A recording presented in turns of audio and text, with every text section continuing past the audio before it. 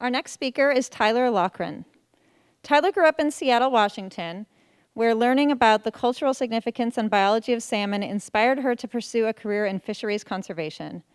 After graduating from UC Davis, she was a lab manager for a fisheries ecology lab and currently works in the mitigation and conservation banking field. She hopes to apply the knowledge and experiences gained through the MAS-MBC program to a career in international fisheries research and management. I think Tyler chose her project in like September. Maybe it was August, yeah. And I think in September, she was already having regular meetings with her chair. Tyler is detail-oriented, very organized, driven, and a quick study. And with all that, she somehow remains humble and open to new learning and new experiences, which is kind of a rare combination. The name of her project today is Chasing Catch, Climate-Driven Distribution and Abundance of Pacific Bluefin Tuna and Japanese Anchovy.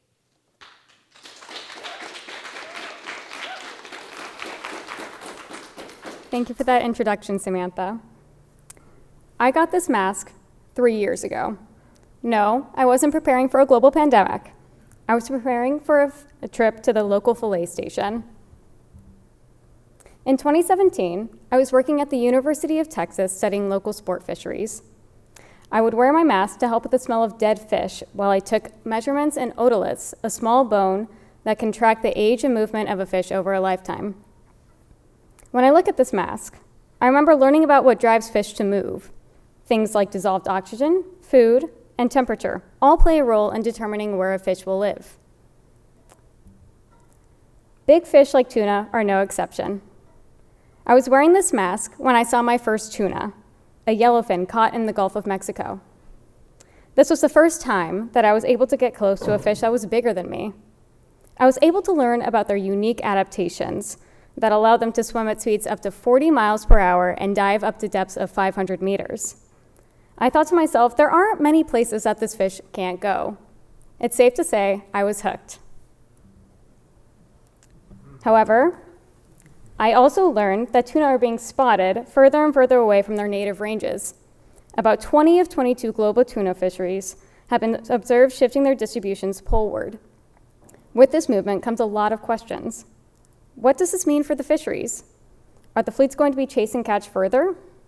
And finally, what's causing them to move poleward? The answer? Climate change. Climate change projects warmer temperatures and the intensification of weather events. These processes drive ocean currents and upwelling around the world, including the North Pacific Gyre. Ocean currents are responsible for delivering dissolved oxygen and nutrients to coastal ecosystems, where many species live and reproduce. Nutrients lead to primary productivity, which serves as the base of the food chain. Each of these influences the distribution, abundance, and predator-prey relationships of fisheries, which in turn influence each other. In short, it's complicated. So how do we predict where fisheries are moving? We use something called suitable thermal habitat. Suitable thermal habitat predicts where species are going to be based on climate projections of sea surface temperatures.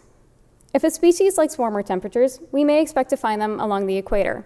If a species likes cooler temperatures, we may find them closer to the poles. Suitable thermal habitat usually isn't as simple as north versus south. Some species like cooler temperatures along coastal ecosystems, and some may like warmer temperatures offshore. It all depends on the species and their adaptations. For example, here are 2 suitable thermal habitat maps depicting where Pacific bluefin tuna is likely to occur. I focus in on the Japanese archipelago, a highly productive environment home to a multitude of fisheries, including the Pacific bluefin tuna. Darker red areas represent optimal thermal habitats for the fish, and lighter colors represent areas where temperatures are less suitable for Pacific bluefin tuna. The left figure shows the current range of Pacific bluefin. The right figure shows the projected distribution of bluefin in 2050. A northern shift and the minimization of optimal thermal habitat is evident. This is helpful for predicting where fishing grounds are going to change. However, suitable thermal habitat projections don't capture some of the finer scale effects. For example, is a larval bluefin going to move north, or only a juvenile, or maybe only an adult tuna? These kinds of questions form the base of my project. My project focuses on improving suitable thermal habitat projections of 2 key fisheries by estimating future abundance and distribution using the life history and ecology of the species, growth and spawning behaviors, diet, surrounding physical and biological oceanography, and ecological niches all influence where a fish will live. Here, you can see the life cycle of Pacific bluefin tuna, the tuna with the widest distribution of all. There's a world of difference between an egg and a fully grown fish. A tuna egg may be food for a small fish. That small fish may be food for a larger tuna. Figuring out how climate change is projected to impact each of these stages, taking into account the topics listed above, formed the crux of my project. My focus species both have major fisheries in the Japanese market, the Pacific bluefin tuna and the Japanese anchovy. When I chose these species, I never imagined that they would have anything in common other than being fish. After all, these 2 species couldn't look more different. The Pacific bluefin is highly migratory and can swim across an entire ocean in 2 months. They grow to 10 feet in length, weigh nearly 1,000 pounds fully grown, around 25 years of age. In comparison, the Japanese anchovy thrives in coastal waters. They weigh less than a pound and grow to a whopping 4 inches over 4 years. Despite their differences, I found that these fish have a few major similarities. Both live in the Japanese archipelago, both are overfished, and finally, Pacific bluefin eats Japanese anchovy. This predator-prey relationship is key, as the movement of prey can influence the movement of apex predators like tuna. In order to determine how climate change will alter the distribution and abundance of these species, I had to look at the world around them. Earlier, I mentioned climate change will impact ocean currents. The Western Pacific is no exception. Japan is ringed by subtropical and subarctic currents, namely the Kuroshio and Oyashio currents. The Kuroshio transports warm waters, and the Oyashio delivers cool, nutrient and oxygen-rich waters to coastal areas. By 2100, the Kuroshio and Oyashio currents are projected to shift north.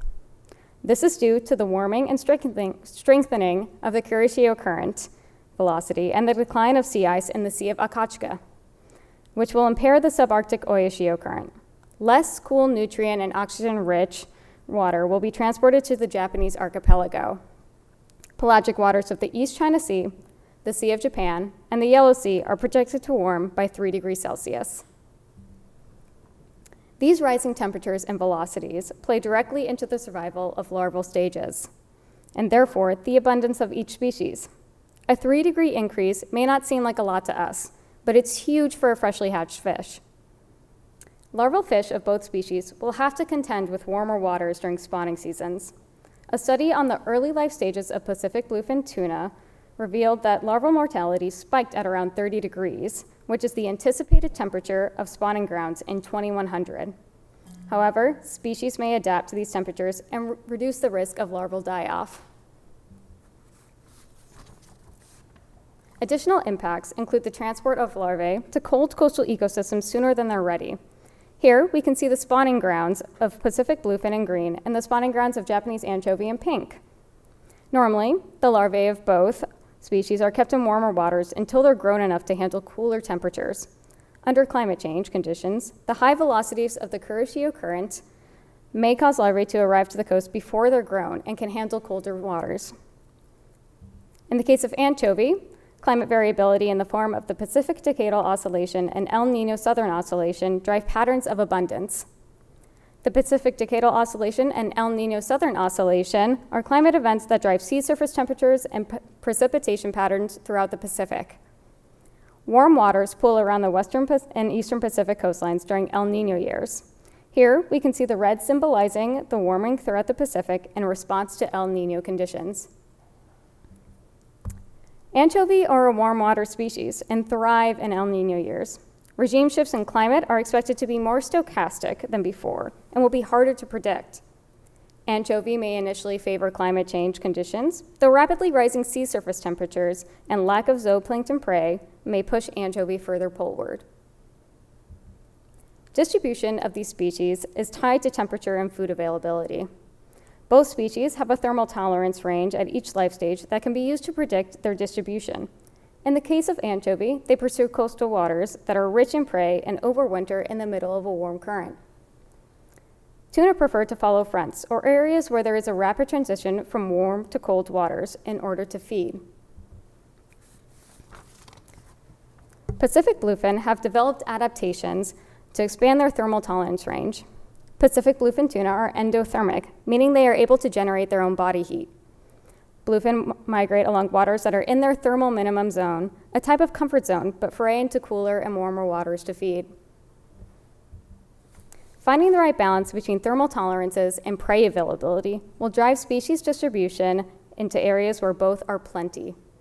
With warming sea surface temperatures, this means that previously subarctic waters will turn to accessible temperate waters. So what's going to happen? In summary, the distribution of both species are projected to move north in order to follow favorable temperatures and prey availability. Climatic variability in the Pacific Decadal Oscillation and El Niño Southern Oscillation will drive the abundance of anchovy and possibly affect the recruitment of both species due to rising sea surface temperatures. These changes are not just spatial, they are also temporal. Warming climates will likely result in earlier spawning seasons and migrations and can impact the timing of fishing seasons. The misalignment of fishing seasons, spawning, and migrations may spell trouble for fishing fleets of the Pacific. Currently, both species are overfished, leaving them vulnerable to not only changes in climate, but also to changes in fishing pressure. Each fishery has its own set of recently implemented conservation measures, implemented by the Fisheries Agency of Japan and the Western and Central Pacific Fisheries Commission and Inter-American Tropical Tuna Commission for tuna.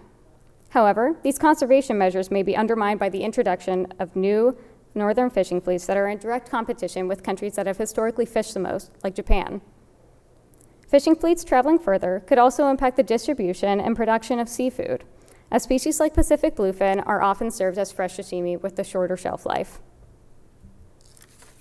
Ultimately, these species will be impacted by climate change, and there is no plan to account for the shifting distribution and abundance of marine fisheries.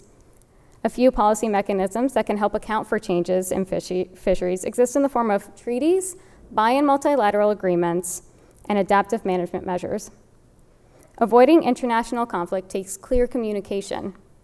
Having rulebooks in the form of treaties that can help dictate terms of agreements between countries can help avoid international conflict, but also promote the conservation of fisheries. Adaptive management of migrating fisheries can also help recover the historical abundance of each species. Making climate-resilient fisheries is no easy task, but it is one we must do if we are able to preserve the cultural and economic value of these species. I'd like to thank my committee members, Dr. Rod Fujita of the Environmental Defense Fund, Dr. Dale Squires of NOAA, and Heidi Batchelor of Scripps Institution of Oceanography. Special thanks to Holly Kohler, Dr. Grantley Gallard, Dr. Barbara Muehling, Dr. Dan Margillies, Paula Sylvia, Dr. Gemma Carroll, Caleb Blinko, and Jordan DiNardo, as well as the MAS NBC leadership team and cohort, and finally, my friends and family. Questions?